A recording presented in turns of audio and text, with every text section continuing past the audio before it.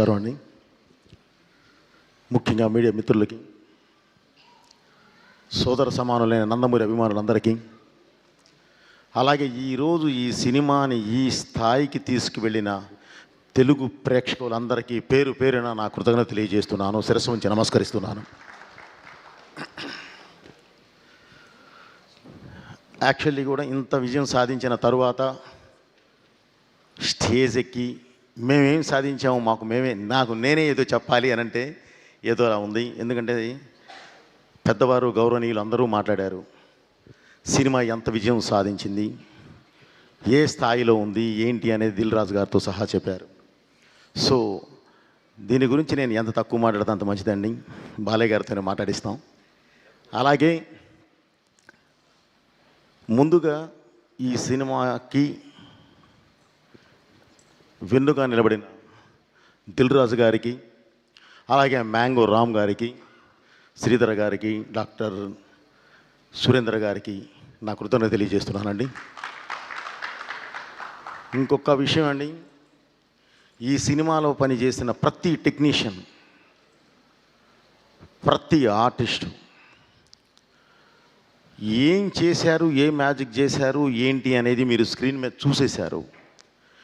ఈ సక్సెస్ సందర్భంగా నేను ఇంత విజయం సాధించినప్పుడు వాళ్ళందరి గురించి మాట్లాడాలి, కానీ తమన్ గారు ఆల్రెడీ ప్రతి ఒక్కళ్ళ గురించి మాట్లాడేశారు. సో ఇందులో ఒక్కటే మిస్ అయింది ఏంటంటే నా డిపార్ట్మెంట్, డైరెక్షన్ డిపార్ట్మెంట్ ప్రాణం పెట్టి మరీ చేశారు. అంటే నా ప్రతిదీ ముందు ఇక్కడ దాకా మ్యూజిక్ దాకా రావాలి అని అంటే దాని ముందు పడే ఒక ఇది ఉంటుంది.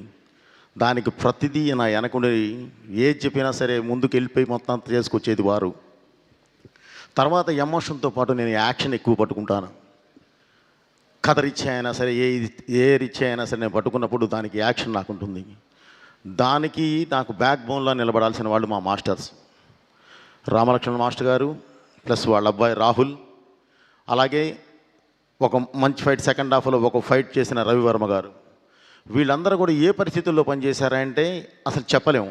ఒక ప్లేస్కి వెళ్తేనేమో బాడీ అంతా వంకరపోద్ది, -12 కట్ చేస్తే మళ్ళీ గంగమ్మ తల్లి మీద చేసేటప్పుడు +48, ఓన్లీ 2 days గ్యాప్లోనే వచ్చి చేసాం. అది ఇంత దీనిలో కూడా ప్రతి ఒక్కళ్ళు ఎవరు ఏంటి అని అడగల.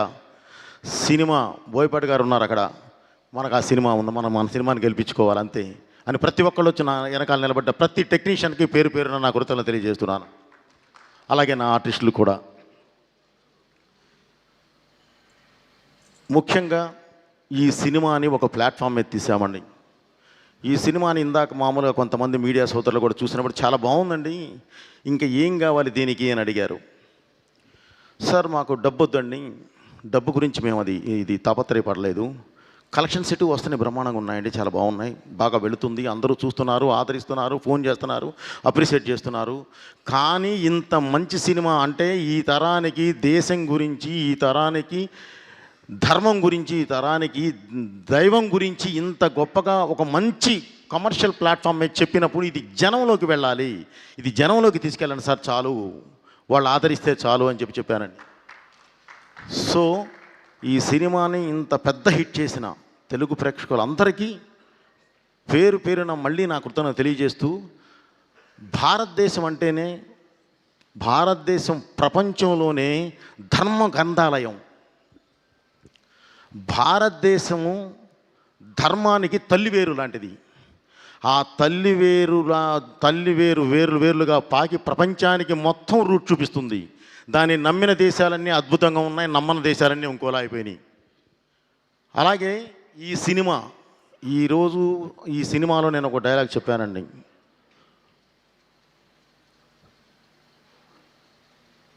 శివుడు శాశ్వతం.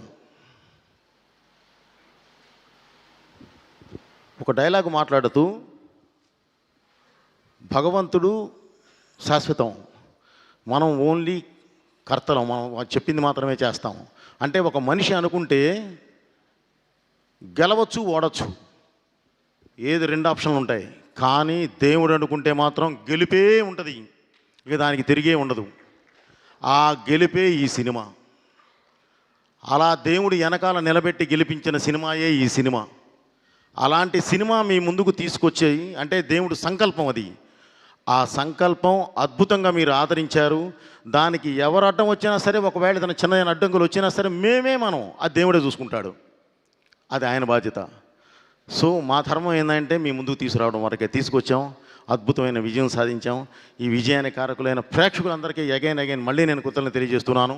ఈరోజు ఈ సక్సెస్ మీట్ని సక్సెస్ చేయడానికి ఆశీర్వదించడానికి వచ్చిన పెద్దవారు, ప్రతి పెద్దవారు అందరికీ పేరు పేరు నా కృతజ్ఞతలు తెలియజేస్తూ, బాబు థ్యాంక్ యూ వెరీ మచ్. ఇది మనం ఇంత స్థాయిలో ఇంత హైలో మనం చేయగలిగాము అనంటే కారణం ఓన్లీ మీ సపోర్టే. మీ సపోర్ట్ లేని నేను ఇది అసలు చేయలేము.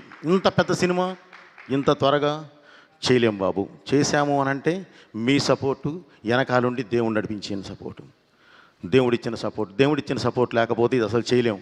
నిజంగానే రామలక్ష్మణ మాస్టర్ గారు అన్నట్లు ఎలాంటి పరిస్థితుల్లో పనిచేసామా అంటే అలాంటి పరిస్థితుల్లో పనిచేశాం. వెనకాల దేవుడే, ఆ శివుడే ఉండి మమ్మల్ని నడిపించాడు. కాబట్టి ఈరోజు మీ ముందుకు తీసుకొచ్చాం. ఇలాంటి మంచి సినిమాని ప్రతి ఒక్కళ్ళు ఇంకా కుటుంబంతో సహా ఆదరించి ఒక డేట్లో రిలీజ్ అవ్వాల్సింది అనుకోకుండా ఇంకొక డేట్కి రావడం వల్ల అక్కడ థియేటర్స్ తగ్గినాయి. సో థియేటర్స్ తగ్గినాయి, కానీ థియేటర్స్ అద్భుతమైన ఫుల్స్ ఉన్నాయి. ఇప్పుడు చిన్నగా పెంచుకుంటూ వెళుతూ ఉన్నారు. దయచేసి ప్రతి ఒక్కళ్ళు అక్కడ అబ్రాడ్లో ఉన్న ప్రేక్షకులందరూ కూడా ఈ సినిమాని వారి పిల్లలతో సహా అందరికీ చూపించి ఆదరిస్తారని చెప్పి ఆశిస్తున్నాను. అలాగే ఈ సినిమాలో ఉన్నది ఏంటంటే గొప్ప ఇదేంటంటే సినిమా స్టార్ట్ చేసినప్పుడే ఇది 3D కూడా ఇది చేశాం. 3D కూడా చేయడం జరిగింది. అది ఈరోజు ప్రసాద్ మల్టీప్లెక్స్లో, ఐమాక్స్, PCXలో అద్భుతమైన ఇది జరుగుతుంది. ఈరోజు 4 షోస్ కూడా ఫుల్స్. సో 3D ఎక్స్పీరియన్స్ అనేది మీరు ఒక్కసారి ఈ సినిమా చూస్తే మళ్ళీ 3Dకే వెళ్ళే అంత అద్భుతంగా ఉంటుంది. దయచేసి ఆ 3Dది కూడా మీరు 3Dలో చూడండి. అభిమానులు అందరూ 3Dలో చూడండి. మీకు అసలు మీరు కొత్త లోకాన్ని చూస్తారు. Okay brother, thank you very much. Thaman గారు, మన జర్నీ ఎప్పుడు ఇలాగే ఉండాలి. డెఫినెట్లీ ఇందాక మీరు చెప్తూ ఇండస్ట్రీ మొత్తం కలిసి ఉండాలి అన్నారు. నిజం అది. ఇది ఫస్ట్ నుంచి బాలయ్య గారు మేము ఫస్ట్ నుంచి ప్రతి వేదిక మీద చెప్పేది అదే. మేం గెలవటం కాదు, మన సినిమా గెలవాలి.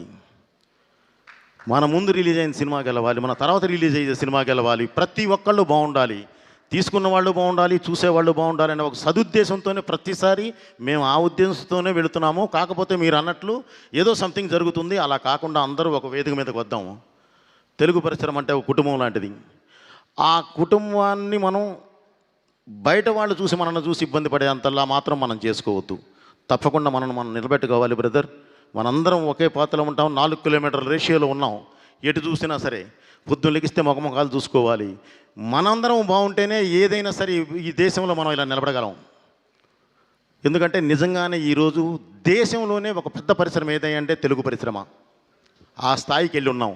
దాన్ని అదే స్థాయిలో నిలబెట్టాలని చెప్పి ప్రతి ఒక్కరికి ఇండస్ట్రీలో ఉన్న అందరూ మన వాళ్ళే, మన కుటుంబ సభ్యులందరికీ మళ్ళీ ఈ వేదిక నుంచి విన్నవించుకుంటూ